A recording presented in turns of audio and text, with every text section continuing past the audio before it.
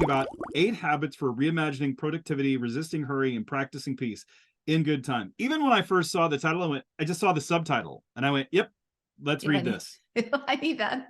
Let's read this. Well, then even with the cool little art and the clock in the bottom. I love that illustration. I'm so thankful for that cover. Why did you write this book? So let's hear a little bit about you, and I want to hear why and how this book came about. Yeah.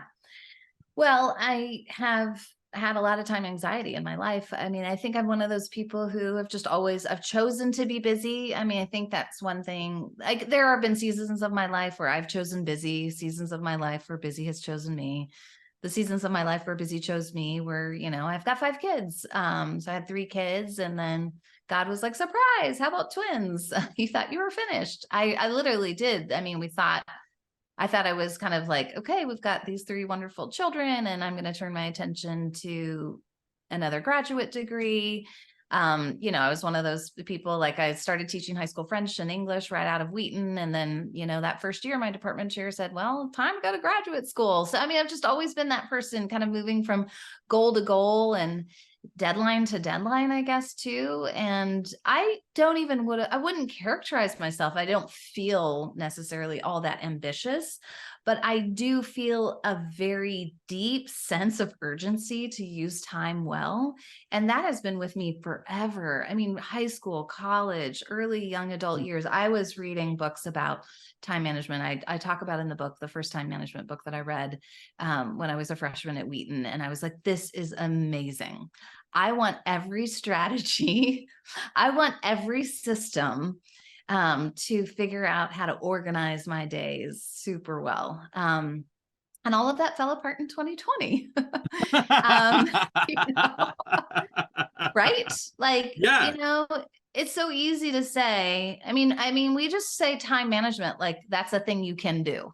And then we get into 2020 and nobody's managing time. Nobody's like controlling time. Like, your whole calendar is flipped upside down.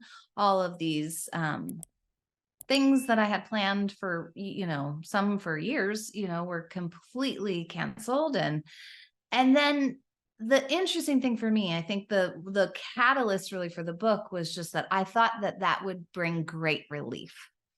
I thought that, like, suddenly being less busy was just going to be like amazing. Because again, like I said, I had 5 children at home, but they were very self-sufficient. I mean, they were old enough to kind of be doing their own schooling. And so I was still getting my normal things done. And then I was doing all the other stuff that people said we were supposed to do at that time. I was cleaning out the garage and the closets and all of that.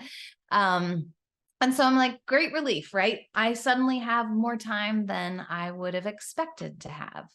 But I had more anxiety, and I had to just really talk to Jesus about that and just do some learning about that and think, like, what is actually going on?